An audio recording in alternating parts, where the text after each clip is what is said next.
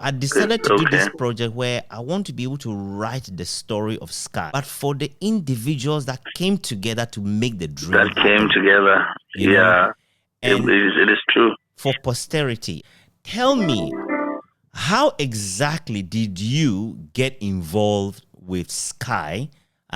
Maybe starting with how you got involved with Wilson in the first place.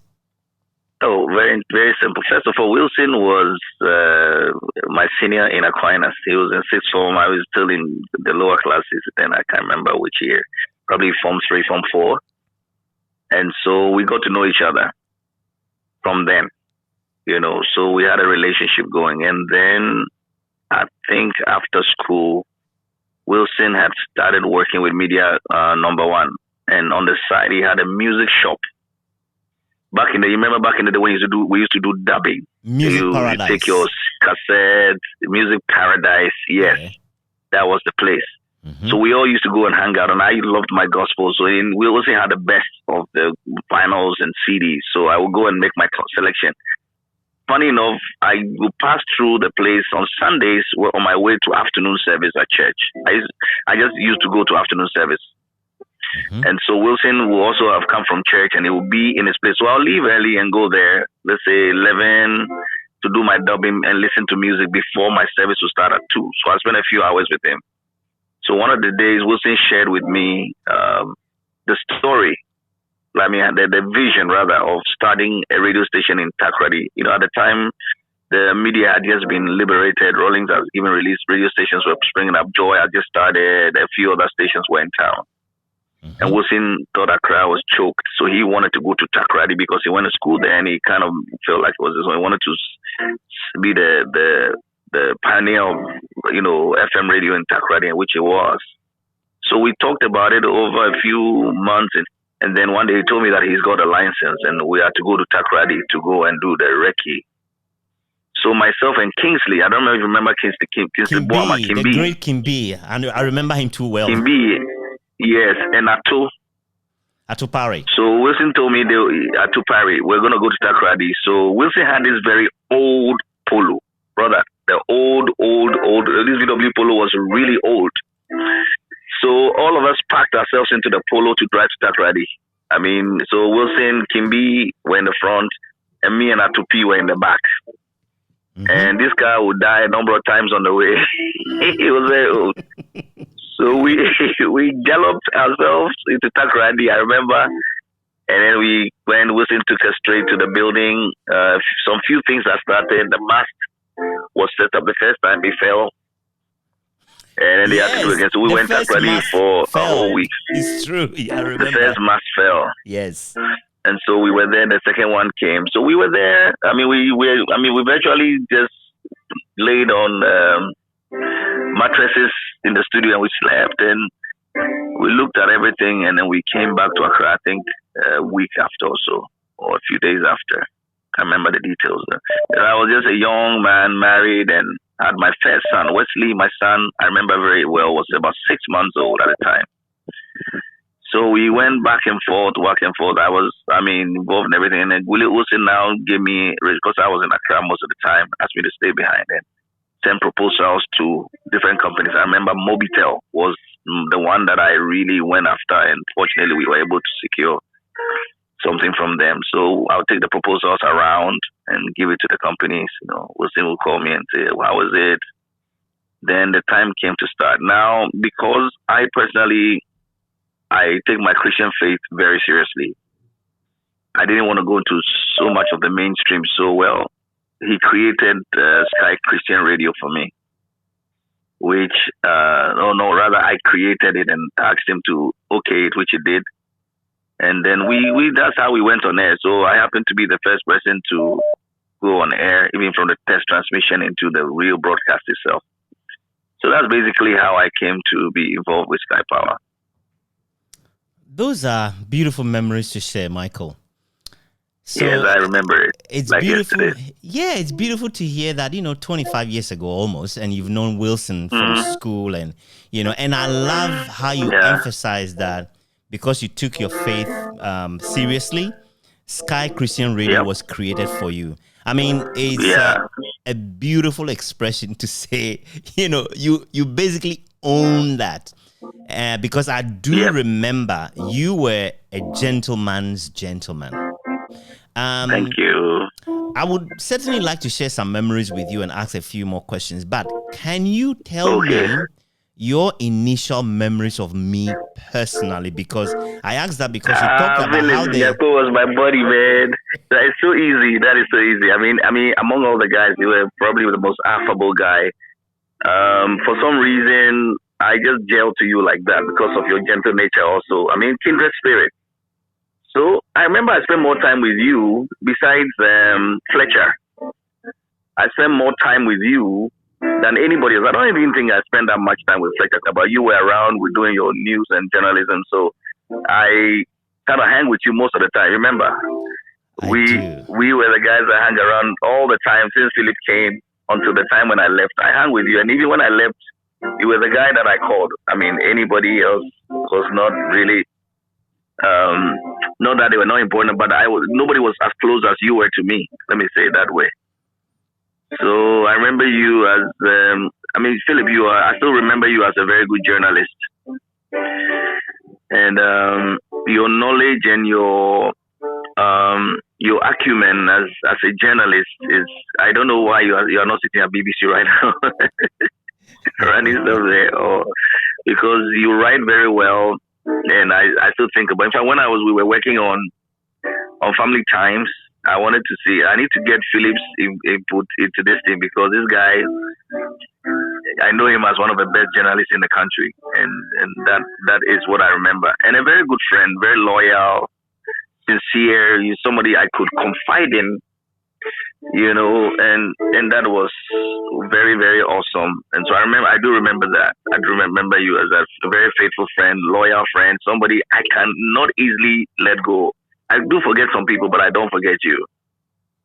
My whole experience at Skyy Power, you were my buddy, basically. Okay? And I did have some difficult times, and those times, if I want to talk to someone, I want to find Philip. And Philip always, you didn't take sides with anything, but you had some level of comfort that you always offered, which was good for me, And in the end, I remember one thing you used to say to me, well, nothing lasts forever. So either the situation will change or whichever, but in one way or the other, things will change. And it did change. And I'm really grateful for that as a friend, Philip. Michael, that's very nice to hear from a friend like you because, it seems like life becomes most meaningful only when you find the time to look back. It creates a sense of sanity in you because the things you said about me is exactly how I felt about you because we had an environment, being the media, radio. I mean, we were like superstars in town. There's not a place you go and mention your name where you were not relevant, And so it opened it made it possible for us to go off rails and not hang on to principles and stand for who we are, And I found, look, I wasn't perfect by any stretch of imagination, but I realized none of us are perfect. I realized that when I watched, you were always being very careful, very sensible, and just simply gentle. In fact, a number of times, especially in the early days before we even started test transmission or even during test transmission, I'll come to the studio and you just be sleeping somewhere in the corner, and I'm thinking, I just heard that guy's voice and he's just sleeping there like nothing, Yep. He's just tired. He just wants to sleep. It was not the most convenient times for me because I left my house. I had my own house. At least as a young man at that time, I was just about 26 or 27, I think. And so 27 years old, and I had my own wife, my house, my things going. I just resigned from a company and I was just thinking of what to do next. So I was just in stuck ready to sacrifice because it wasn't convenient. Yeah. And it was one of the reasons why I didn't settle whether to move my home, whether it was worth leaving my home and my family and settling in Takoradi. It was a big question which I couldn't handle. It didn't look like, but I understand. I slept in the studio. We're leaving my beautiful home, and it wasn't easy. Yeah. It's something we sacrificed for what we believed in anyway. And I couldn't settle. So I was staying with people. It was not, the way I'd lived my life up to that point. I wasn't going to live like a student anymore. Did you stay with Fletcher at some point? I used to go and sleep at Fletcher's house, yes. I stayed with Fletcher. I slept in his house for a bit. And then he and his brother, but that was also quite inconvenient for me. So I moved to I found a cousin who lived just by Skyy. So from Fletcher's house to Skyy was actually far, and I had to walk. At that time of the morning, he used to drop me. He'd rather had a taxi, so he would pick it up and drop me up. Yes. His old taxi, remember? I do. He would drop me off in the morning, but it was also not convenient for him. Yeah. And sometimes brother goes to work and they can't wake up, so I had to walk. And, the area was this old waterlogged place with a lot of plantain trees, and I felt unsafe. Basically, it was scary. Yeah. And every morning I have to be praying all the way to the station, because I have to be at the station by 4 a.m. It was the most tedious work ever. Grueling. And then I was the last to leave too, because we did the mornings and we had to do the late nights before Caesar them did their jams and stuff. So they're talking about between 9 and 11. We were back on air almost every day, except some few days where I was off. So that I didn't sleep well. And I was stressed. My family was in Accra. My first child at the time, it was a lot. I don't think anybody realized. Many people didn't realize what it took me to be there. Even Wilson himself probably is probably not really come to that, like, to really consider. For me, I think it was a lot of sacrifice. I'm not complaining, no. Yeah, it's just a fact. Because what I learned at Skyy Power, Wilson has been like a mentor also. So I wouldn't be doing what I'm doing now if probably I didn't have Wilson. You understand? Yes. So I think that the sacrifice is worth it. Now, me running the whole network, TV channel, magazines, and all those are things that I learned from Wilson. Wilson is a very, let me say, focused person, very talented when it comes to the media. Visionary. He knows the business. He's a visionary. So, for a lot of things I do today, Wilson was like, I was an apprentice, more or less, being there in Takoradi. So that's what I can tell you, that maybe I'm jumping the gun, but for me, when I look back today, I'm grateful that I was there, because I wouldn't be doing what I do today. And my contribution to the media in general in Ghana, in terms of the kind of people I've raised. I've raised people since I left Skyy who are general managers of radio stations, and people are TV presenters, many people in the media today because of me, since I came from Takoradi, 98 and now. So those are the other stories that are untold. Many people that I came in touch with. I remember, given how close we were, how we gelled, as a team and as friends. It was quite close to depressing when you left. And I believe shortly after, Fletcher left as well. Yes. So all of a sudden, it was like some of the finest passengers on the ship left. And I'm thinking, what am I doing here? But I had to continue for as long as I did. I think I continued for 8 years. I was at Skyy. You did well. 8 years. No. You did well. Leaving was not easy for me too, because I just felt like if this was in Accra, it would have been easier, because then the pressure that I was under, I wouldn't have, you understand, like, I probably would have even worked there without even thinking of getting paid. Because at that time, what we were being paid was not much, because the station was just starting and it was just sacrificial. So, to think that you go to university and come out and... And not just come out, but you have worked for companies that were paying you in pound sterling, and then you just take this kind of. So it was more of a voluntary thing I did at Skyy, but it helped me. It's really helped me to build what I built today. And looking back, I think most of us didn't work for money. We worked because of the passion we had. We knew. Yeah, it was passion. I mean, it was passion. Even if we didn't see the whole picture, we knew we were pace setters. You know, in that. Oh yes, we were. So let me ask you: were you there when Abeku Santana was there? I think I left before he came. Before he came. Oh wow! Then he was later. Now he's a big name in Ghana, actually. I did hear of him. This is back when I was in London. I heard because I knew of him because he was working for a different radio station before he. He was working for the government. Yes. A different station. It definitely was. And then. When the new stations came up, because I wasn't there when all the other stations started. Yes. I think it took. I can't quote me on this, but it probably took a good 3 years before the first station came. I think other stations started coming. Good News was the first one, and I think followed by. It took about 3 years. That's like 2000 or 2001 when I came back. Yes. To visit Accra, and I saw that they had just started or they were about to start.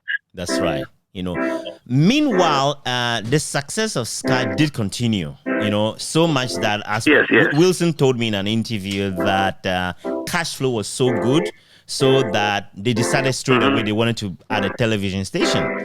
You know, and of course, as a result, they had to build 1920 West Fiji, where they still are now. That new edifice, was probably at that time the biggest, maybe still the biggest private radio station in Ghana in terms of infrastructure, at least. Yeah, it is. In terms of media, they are big. They're really, really big. Yeah, because with the theater, with the beachfront, and they did a whole lot. Yeah.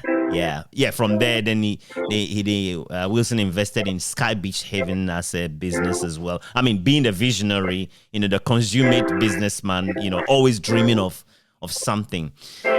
Now, what are some of the memories that stay with you from Skyy in terms of a lot of the people we worked with? There was Mamefa de Graft Edu, Mamesi, Mark Hansen, Uncle Pia, and so on and so forth. Well, in terms of people, yourself, Fletcher, Abba Moses now is the Reverend Abba Moses. I'm in touch with her very much. And there was this young lady that was called Ekuba. Remember, Ekuba came in. She came to GBC Yankee? And did very well. Ekuba Yankee, yes. Ekuba Yankee. And Nadoli Thompson was actually one of my favorites. In fact, my cousin used to live in their house. Yeah. So I became quite close to Nadoli and the rest of the family and mom. Then there was Yuki Ampofo. Yuki, yes, Yuki. I know Yuki. Even though that I was close to Yuki, she just came in when I was leaving, so I didn't see much of her. But later on, I met her, and I was in Accra one day when she called me. She had gotten married, and she lives in Accra. Spoke to her for a bit. Takoradi was quite fond, except that because my family was not there, my heart was not really there, if you ask me honestly. It was a passion for the radio that I had there. So, I mean, with Friends of You made it easier for me. But, my wife had just given birth. We just married the previous year or so. And we had just, started a family, and I left them alone. You can imagine the feeling. That's a big, massive sacrifice you made. Yes. It was not there. And Wilson actually came to my house to pick me up in the morning to go to Takoradi for the first time. We went on, even the second time. Before I started going there on my own, he actually drove to pick me up, which means that he saw something. That's what I keep thinking. He hasn't said it personally, but I felt that you must have thought this person is important before you would drive to go and pick him up to go. You understand me? Yeah. And so, to his credit, Wilson knows talent when he finds it. Oh yeah. Wilson is good. No, Wilson, I don't know, but I think that he tells me that what he shared with us a couple of times was that he learned from Talal Fatah, media number one. Yes. Those guys they are good. I mean, they did Metro T for years now. They've sold it, but they were there and they know the business. They were internationally connected. So Wilson picked up some of the good business traits from those guys. So Wilson he is such a good leader. I mean, he's been trying to stand for MP for a while now. I don't think he's won. So. No, he wasn't successful. Such an awesome leader that he would have helped Takoradi by far if the politics was good. Anyway, yeah. So my memories of that, it was fun. I mean, generally the atmosphere of like family and home, the way Wilson ran it, it was beautiful. It was awesome. I mean, everybody was happy. A few people joined us that maybe were a little different from us. So those, it was an interesting. I remember Achineken. He's in Accra. I've seen him. I was in touch with Akins. The last time I heard from Akins, it's probably 10 years or 12 years ago. Oh no. 2008, yes. I can still find he was working. I don't know whether he's still working there. He was working with an IT company. He had moved to Accra and he was married, and that was it. And we got in touch for a bit, and then we don't. Now that reminds me, I probably can find him on Facebook. And then Bedi Akun. Remember Bedi Akun, who was working with Akins at the time? Yes, he was like the older one of the lot. He was older than all of us. Yes, he and Caesar. Yeah, and Caesar was quite old though. Caesar is also quite old. Maybe they are like maybe they are like 3 or 4 years. Caesar is still there. The last time I checked. Yes. He's been there for the 25 years. So, I mean, they were late. I was 27, 28. They were probably 29 to the 30s. So I suppose right now they'll be 55, 56, they're about going to their 60s. Mm-hmm. Yeah. And Bediako was not too old though. He was playing probably the a jazz. year or two ahead of me. He was playing jazz, the jazz man. Yeah, he was a jazz man. Yeah. Now, can I ask briefly about your background, right? Again? Can I ask briefly about your background? Were you born in Ghana? Did you have parents in Ghana or were they abroad? I was born in Ghana, definitely. In Takoradi, those days, people didn't think you were born in Ghana. That's what a lot of people think. But you see, my family is all mixed up too. My father my grandfather was Irish. My father had lived in England for a long time. So the exposure was there. My family, half of it is here, half of it is there. We have estates there. Family had estates in the UK and all that. So the exposure that we had in our home, like, it's as much as if you were born there, because everything, even though we live there, the life is more concerning that. But I did have a lot of local experience too, because my mother was not literate at all. My mother, that's unreal, is a granddaughter of, yes, is amazing. So my mother is actually the granddaughter of the King Ni Amugi II. No. Yes. So my grandmother was Amugi. If we were Ashanti, I would have been king. You understand? Because they are patrilineal. So I would have been king.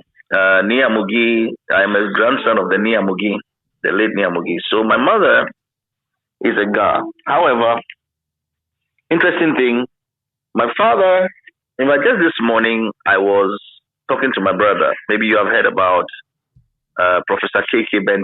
If you Google it, yes. Dr. Skyy. That's my older brother. He's the one that is into academia. He's started a lot of universities, including the Botswana State University. His last job was the vice provost of the Aga Khan University International. He's my father's last son before my mother, and to make you understand, he's old enough to be my dad. Wow. So just this morning, I was just texting him, and I'm just laughing. What was my father thinking? Just this morning, I was just texting, what is old man thinking? But my mother was totally illiterate. My father was a medical doctor, and I started the local clinic. My father apparently also had taken care of Dr. Buzia at some point. So he lived close to Dr. Buzia. We were born at Odoko Buzia.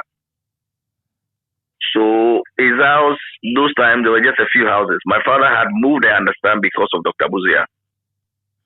So he was one of the background physicians for Dr. Buzia. He was also the doctor for Glamour. The whole Glamour store is GNTC and a couple of all the older people. He was a veteran of the Second World War also. You know, those were the days where you learn medicine through, you become a chemist, pharmacist, and then you train as an apprentice to become a medical doctor before you are certified, you know. So he trained, I think it was Cambridge or so. Unfortunately, my father died when I was only 3. Oh, no.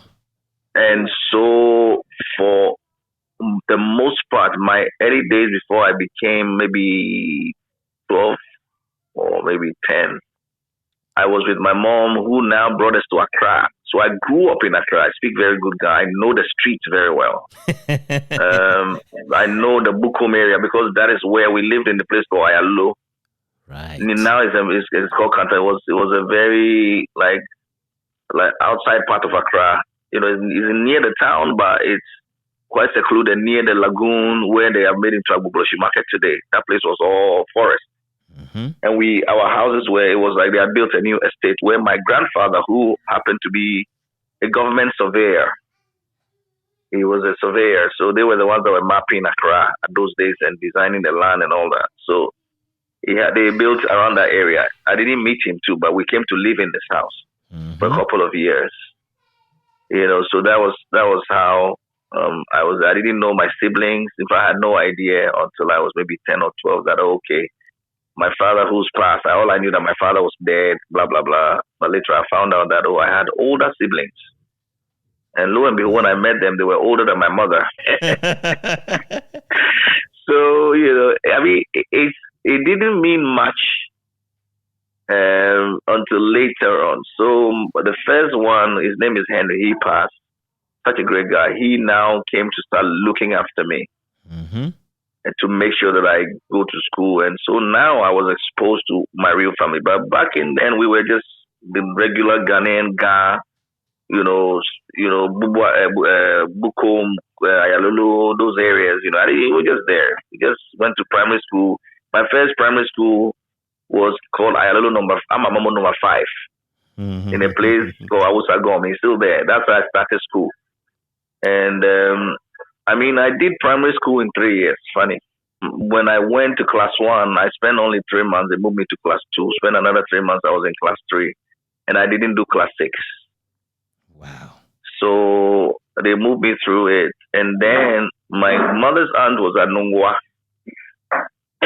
So I went there. They took me to the Presbyterian school. I was supposed to have gone to class 6. They moved me to Form 1. Straight up because I was ahead of everybody. Wow. And then I left there to come back to stay with my sister near Bubuashi. Then they took me to another government school where instead of going to Form 1, they moved me to Form 2. So I never finished. The only class I finished was 1 and 2, really. I spent a couple of months in the class and I was very bored. And yet, I would write the exam. They thought I wasn't learning, but when I wrote the exams, I taught them by far. Like I was getting like 100% and stuff like that. So, and I still have some of those paperwork there. So, I've asked myself what was wrong, you know.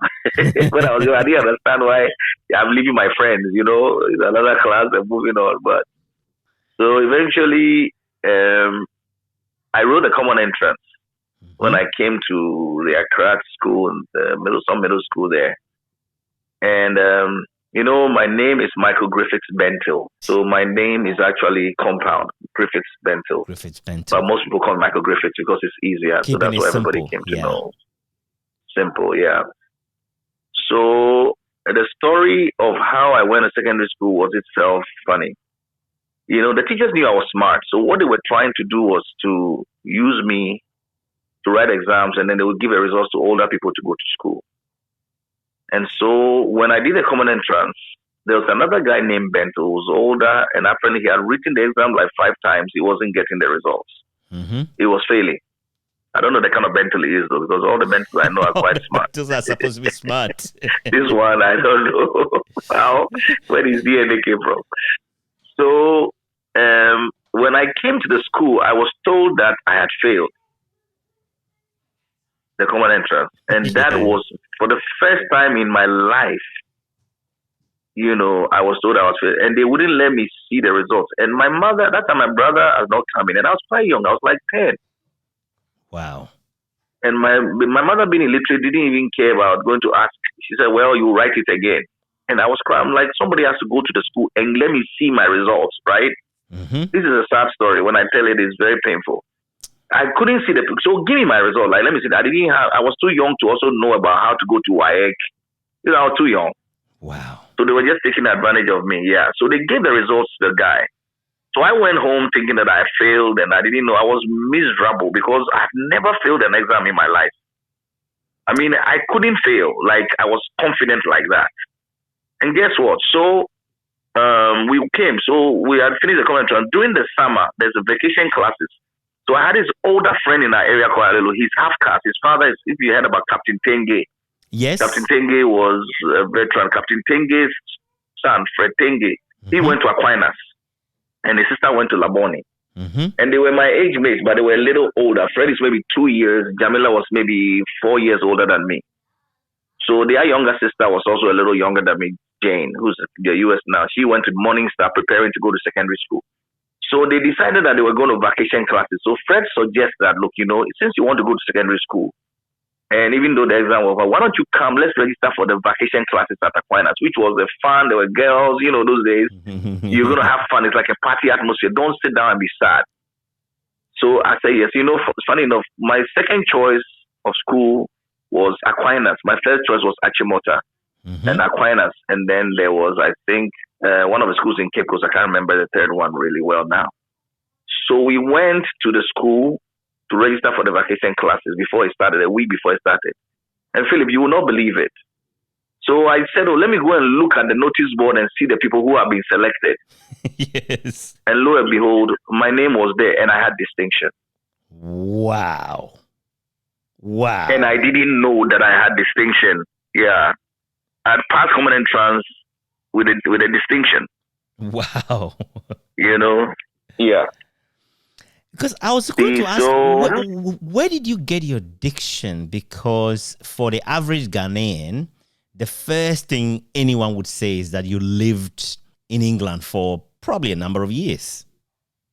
Well, when you met me, I had actually gone to school in England and back, so that would have changed a lot. That would have changed. You understand? By the time you met me, that would have changed a lot. But even then, my exposure, my brothers, and the environment even though I was in Accra, my home, everybody was very well educated. Right. Like I said, my grandfather was in the king's house. The women were not educated, but all the men were. You know how they did it those days. So even my mother could speak fluent English because my mother was trained by my father at the time to give injections at the hospital. Wow. And certified her as a nurse, even though she never stepped into the classroom. So my mother spoke quite some good English. Wow. And raised us to understand. She couldn't read, but she could speak. He could speak with you, have a good conversation with you. And my father was very educated too. So, he's a medical doctor. So basically, that is where, so I went to, so now I wanted to go to Achimota. So apparently Achimota school have been writing to us. We didn't have our own PO box. Oh, no. I got the letters later that they had appointed. But when I rushed to Achimota, they had already given the place away. And it was too late, and it was still broken. But I got Aquinas and I went. And by God's grace, I went to sixth form. Funny enough, O-level, I took a year off. I decided I wasn't writing that year because I wanted to actually move to England. So I was protesting when my brother said no. So I took a year off and wrote it the next year. Of course, went to sixth form. But what I did was, before, when it came to A-level, I wrote the London BGC at British Council. Yes. Which was earlier than ours. So by the time we were going to write ours, I had already passed my A-level. So as soon as I finished the Ghana, West Africa one, I left to go to university in Middlesex in the UK. Yes. So you were in Middlesex. I was in Middlesex. I did art. I'm an art student, and then I came back. 95. There I was back. I finished, and so I finished a year and a half ahead of my colleagues. Now, you remember that time to the universities in Ghana had gone on a long strike. For a whole year. So by the time I'd finished, some people were now second year. For a whole year, I remember. 9 months solid. Yeah, yes, I remember. Yeah, so when I came back, some of them were now, in the middle of their education. So I left everybody. And then by 96, I'd gotten married already and, just started life. And I never looked back. So this year, we have been married for 24 years. 24 years. So actually 25 years, because Wesley would turn 24. My youngest is 6. My youngest is turning 15. So I have a 24. I have a 20-year-old. I have a 21-year-old, and I'm 21 year will be 21 in June. And in September I will have a 20-year-old. So my 3 sons are all in their 20s, and then my youngest, who's a girl, was born 06, so she's gonna be 15 this year. When we were at Skyy, so basically the exposure. At the time I was at Skyy, I had no idea that I would need to get married.